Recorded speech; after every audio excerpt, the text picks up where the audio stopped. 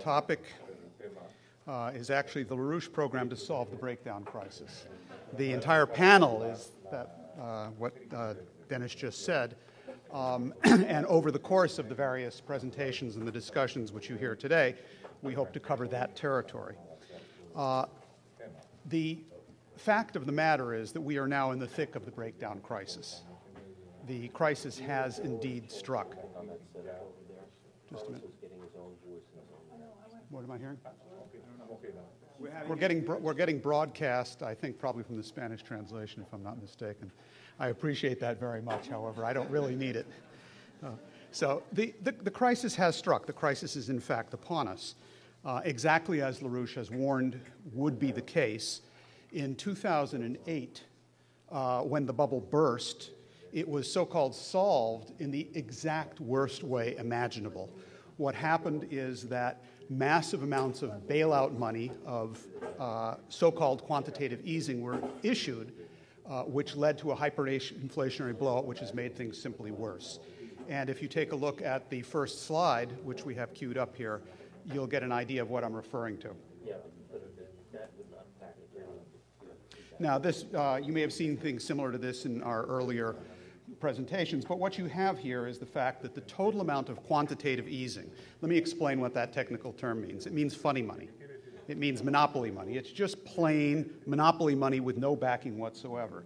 Since 2008, on principally Barack Obama's watch, there has been a total of about $4.5 to $5.5 trillion in funny money issued between the United States, the ECB, and the United Kingdom Bank of England. Against that, supposedly the purpose of this was, of course, to give the banks some money so that they could be so kind as to lend to us, and so on. And of course, they got all of this money, and did they lend? No, of course they didn't lend. What actually happened is that total bank lending dropped by $1 trillion over this period. But this is only a small reflection of the problem. This is really not the gist of it. This is just one small piece, because what you had was a massive bailout, way beyond this $5 trillion or so in quantitative easing. And what you had was a total collapse of the physical economy in all parts of the world, in some places worse than others, but nonetheless, the entire physical economy has been imploding over the last 5 years. And that has brought us to the situation that we're facing today. I'll give you an example. With what happened just now in Crete, in that situation, and then in Cyprus, what you have was, with the seizure of the bank accounts around the Cyprus situation, in Spain, there are economists who are saying that right now we're all going to face the same thing. They're going to seize our bank accounts too. And you know what? It's okay. It's the way it goes. We simply have to accept that that is what is actually going to occur. And this very prominent Spanish economist said, what we have to do is realize that out of the 23 million people in the labor force of Spain, there's no jobs for 5 or 6 million of them, as there is unemployment now for that many people. And what we have to do, he said, is we have to throw them out of the country. Just expel them. After all, they're foreigners, most of them. So if this smells a little bit like first the gypsies, then the Jews, and then everybody else, you're right. That's exactly what this is. This is Nazi economics, and that is the alternative that is being posed and that we're facing us today. Now, what is behind this? What you have to ask yourself, if you want to know what the enemy is going to do, know thy enemy. If you want to know what he's going to do, look at his intention. Intentions are actually critical. And if you take a look at the next slide, I think you have a very good summary of what the intention of the British Empire is. This is Bertrand Russell in 1951. You heard a bit about him. He was the guy, he's the nice guy, as Jeff mentioned, who wanted to blow the Soviet Union into smithereens with nuclear weapons before they had one themselves. After that, he became a little bit different in his tenor. But Bertrand Russell is a straight genocidalist, and there's a reason that Lyndon LaRouche called him the most evil man of the 20th century. And he would have been of the 21st had he lived that long. What he said, and this is just one of his quotes, war has hitherto been disappointing in this respect of population control, but perhaps bacteriological war may prove effective. If a Black Death could spread throughout the world once in every generation, survivors could procreate freely without making the world too full. Now, this is the policy of the British Empire today of reducing the world population from 7 billion people down to 1 billion.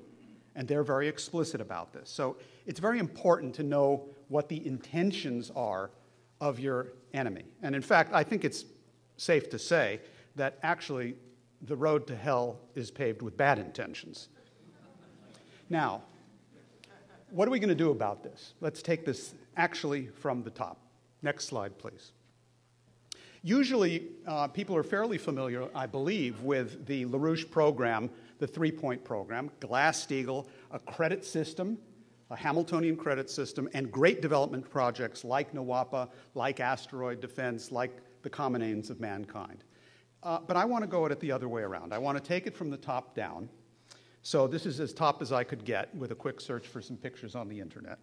And I cannot vouch for the truth of that statement, that you're actually there. I also want to assure you that this was not taken by Google Earth. They're not up there yet. They're not up to the task. Now, we have to get outside the here and now. We've got to look at this from a standpoint of simultaneously looking at this, not just from here, from the local planet, as Ben was discussing earlier. We have to think of this from the standpoint minimally of our solar system, and in fact of our galaxy and the entire universe. And we have to look at this not simply in terms of the immediate here and now of this situation today in this hour. We've got to think towards the future, because the future is actually here now and will happen unless we change the course of events. Now, the problems that we're facing, I've been told by reliable sources that the sun is more than likely going to explode sometime in the next 2 billion years. Now, that may seem like it's fairly far away. It will, however, pose a pretty big problem to us. But even more quickly than that, as the next slide indicates, what we're looking at are very serious dangers to the existence of the entire species. This is an asteroid's eye view of the planet Earth. And we've been discussing today the kinds of dangers that the existence of the species faces if we don't get beyond the boundaries of the here and now and look at things from the standpoint of actually changing and affecting the future and the far reaches of our solar system, the galaxy, and the universe. Now, even sooner than, possibly sooner than an asteroid impact, is the danger of thermonuclear war, which is a very real danger, an immediate danger, if we do not get humanity on the course of jointly organizing around the common aims of mankind. That is something that could happen in the very short term. And what's going to be required to solve all of these problems, starting with the disappearance of our sun, to the possibility of an asteroid impact, to the danger of nuclear war, to the very great danger of the entire world financial system disintegrating, as is now occurring, all of which threaten the human species in different ways. What we are going to have to do is to think differently. We have to think differently to come up with solutions to these problems. We have to figure out not what our senses detect around us, but we have to think what the intention of the universe is. What are the principles that are guiding the development of the universe? And for anyone who doubts the concept that the universe actually has intentions, or there is an intentionality given to the universe in terms of its development, I simply ask you to contemplate the fact that man is part of the universe. In fact, we're a highly functional part of the universe if we choose to not be jerks. And that man is endowed with free will, which is to say the same thing as creativity.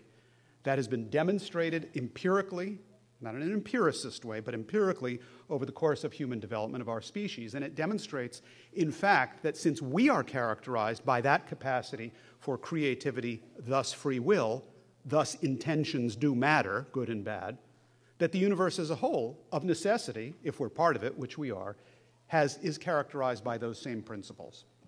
So we have to figure this one out.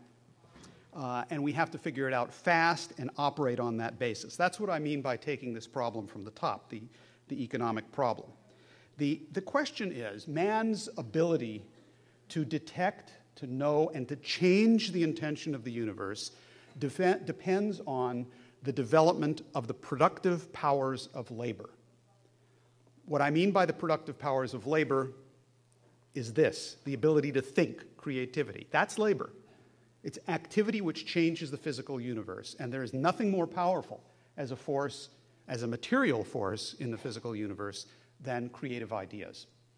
Now, that increase of the productive powers of labor is in fact the source of wealth. That's where actual wealth comes from.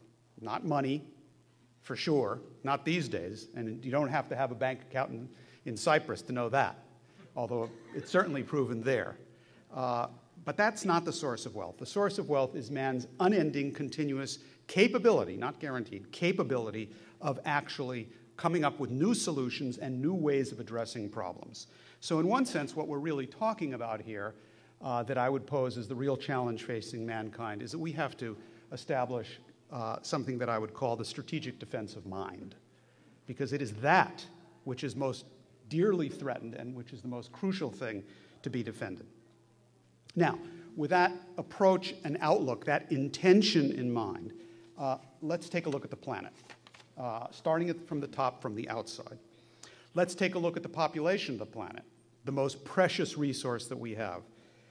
If it is in fact the case that the development of the productive powers of labor is the source of wealth, of real wealth in an economy, how are we doing? All right?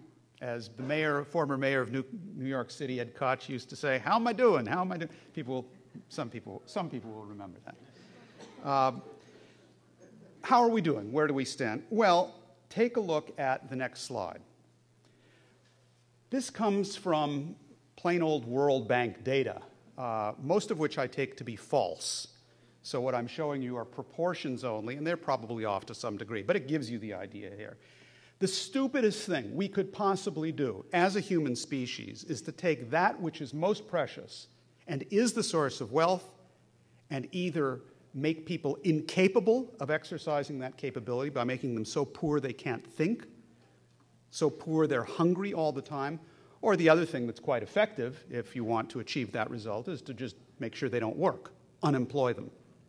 Now, what we have here is the fact that 2.7 billion human beings out of a total world population of about 7 billion currently live in poverty.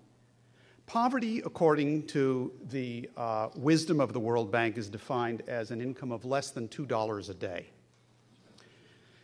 Now, again, forget the units and the measurement. Just think about the idea here. Poverty. 38% of the human race is poor, and of that 38%, more than half, which is to say 20%, are extremely poor, live in extreme poverty. That's sometimes classified as food hunger, which I gather does not require any further explanation from me. They quantify it as less than $1.25 a day in income. So that's pretty stupid if we're allowing this to happen to the human race. Now let's look at the question of employment and unemployment in the next slide.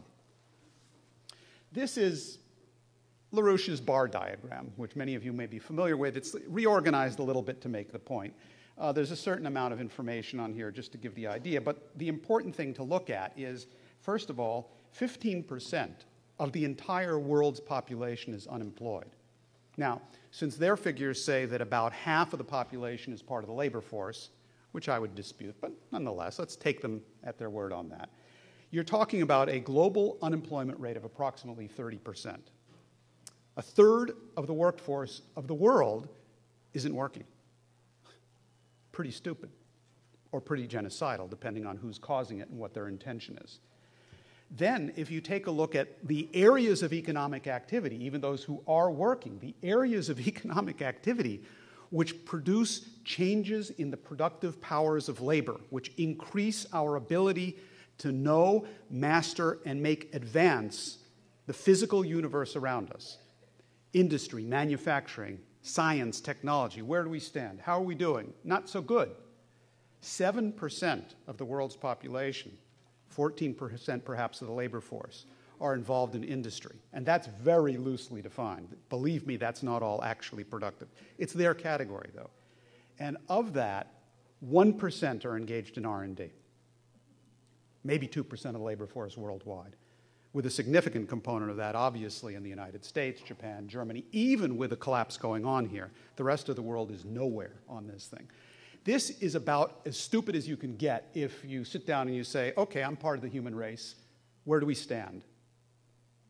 It couldn't have been done worse had it been done intentionally. which it was. Now, let's be very specific. How stupid is it to unemploy your population? Take a look at the next slide. This is the situation in Spain. Spain, which is following close behind on the heels of Greece, tumbling over the edge of the cliff into fascism, fascist economics. Over the course of the last 8 years, the total unemployment in Spain has risen from about 9% to 26%, and youth unemployment in Spain is now 55%, just behind Greece at 62%. Now, you tell me, what does it mean for a society, for a nation, for the world, for morality, if 60% of your youth have no job? What does that mean? It means there's no future. And I've said this before, and I'll say it again. There is no difference between this and Hitler's concentration camps. There is no systematic distinction. There's a distinction of degree, but it's also coming from the same intention, the same British intention behind those concentration camps. Now, what are we going to do? Well, again, let's take this from the top. Our intention, as opposed to their intention, is to increase and improve the proportions of the labor force that are dedicated to those areas of activities which actually produce wealth. Wealth not defined in money terms, not even defined in terms of physical output, but produces wealth which is an increase in the productive powers of labor. How do we take that horrible bar diagram that I showed you before, those terrible proportions, and change them so that more people, for starters, eat, more people work, more people produce things that are productive, more people are involved in science and classical culture and so forth? How do we do that? Well, next slide. Again, let's take it from the top. This is, pardon the Spanish, that's the only version I could find that I had handy for this. This is a polar view of Lynn and Helga LaRouche's proposal for the World Land Bridge. And it identifies, you could call this the asteroid's eye view of things, but this is the human eye view. This is the way human beings need to think. Let's take a look at the whole planet. Okay, what are we going to do? Now, in the next slide, you see this in a slightly more familiar presentation, which is the World Land Bridge showing in red what does not yet exist but which must be built, and in green the rail lines that do exist. And this is superimposed on something which I find quite useful to think about, the world's great deserts. Because the entire planet has to be terraformed. In other words, we have to improve the functioning of the biosphere, of which we are not only a part, but the highest expression, as the noosphere. And we have to improve this by our economic activity to increase the productive powers of labor. Well, what should we do? All right, here's some ideas. Why don't we build a tunnel under the Bering Strait? And let's build rail links that actually link together in productive corridors, 100 kilometers on each side, high-speed rail lines, maglev if possible, wherever possible, moving towards that where not yet quite feasible, and that we establish energy-intense forms of industry all along these rail lines, move into the next stages of nuclear energy development, and that we use these kinds of massive infrastructural projects to get everyone back to work and to get them back to work producing productive things, and especially those things that lead towards an increase in the productive powers of labor, i.e. idea-intense activity. We have to increase the idea flux density of our economic activity. Now, not just the Bering Strait Tunnel, which is up in the north there, which you probably are familiar with. That's where Sarah Palin sits, looking over a couple of kilometers towards Russia, so long as she's pointed in the right direction, which is by no means guaranteed. But other major projects, just look at the world. Take it from the top. What else needs to be done? Well, I'll identify 3 other major projects. We need to have a rail link built through the Darien Gap. That's in Panama and Colombia, to link in all of South America with North America. There is no passage there of any sort now, except if you're a drug runner, in which case you've got plenty of passage. But there's no rail, there's no roads, there's no nothing. We need another sea-level canal connecting the Atlantic and the Pacific, where the current Panama Canal exists, and we have to build high-speed rails through there. It's a bottleneck that will allow the integration and development of those regions. then extremely important, Gibraltar. The passage from Spain into Africa, it's one of the crucial links to bring the land bridge into Africa and to begin the process of salvaging probably the most benighted continent on the planet at this point. Also, an ambitious project needs to be done. And then the third one, which I'll only mention because Michael will be talking to you about this somewhat, is the crucial NAWAPA project for the United States, Canada, and Mexico, which affects that area there, number 5, the Great American Desert. These are the kinds of things that need to be done, which will require the development of all sorts of ancillary industries. It will increase the technologies in terms of their energy flux density. You've heard that expression mentioned a couple of times today. It simply means the power that can be wielded by an individual human mind to transform the universe surrounding us. Not how much bang do you get for your buck, but rather how much power do your ideas have to transform the universe around us. And therefore, successful human development requires increasing energy flux density, which in turn requires having some technologies that make some sense, like nuclear energy, as opposed to the insanity that the greenies enjoyed talking about, which is solar and wind and so on and so forth. I mean, that is so stupid and so unscientific and so genocidal that it's almost as bad as if someone had intentionally meant to kill people off, which they did. Now, in all of this, of course, we need to, and we will, change the proportions of the labor force in terms of this activity. And the next slide shows you again what I showed you first, and then the next one shows you the transformation which we're going to undertake. Again, there's a lot of material on this. I know you won't be able to, maybe you won't even be able to see it, but it's a lot to digest. But I want to point to 3 things. We will be, in 25 years, one generation, by the year 2040, the world population will increase to 11 billion. It will not drop to 1 billion people. It will increase to 11 billion. Like it or not, Bertrand Russell, and Parson Malthus, and Prince Philip, and what's his name? Barack Obama? So 11 billion people. But more important than just an increase in the population, what are the proportions of activity, of labor force activity, of our species, yours and mine, it's our species, to bring about a potential for increased growth of the productive powers of labor? Well, first and foremost, this idea of people being unemployed is just completely ridiculous. And we will be able to, within a generation's time, reduce unemployment to perhaps 2% of the labor force, so 1% of the population. That's one important result. Industry, we will be able to increase very significantly, probably to 20% of the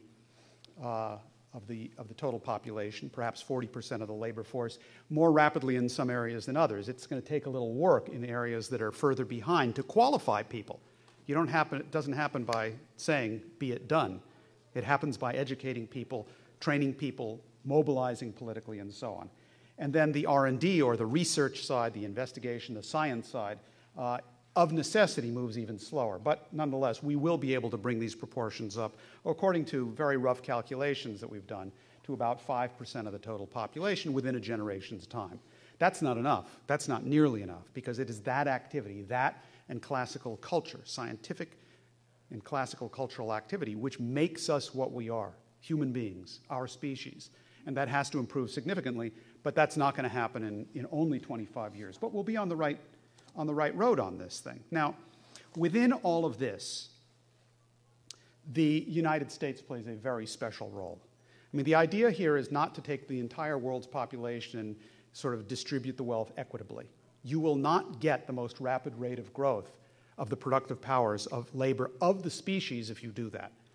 And the United States has a very special role historically, politically, economically, as taking responsibility not just for our country, but for the entire world in the proper way. And that very special role of the United States is something that, again, will be discussed further in the course of this panel. What it has to do with is setting up a financial arrangement to make all of this work. So everything I've said so far is actually speaks to point 3, of LaRouche's three-point program. I've taken it backwards, as you've noticed. Because the rest is a piece of cake.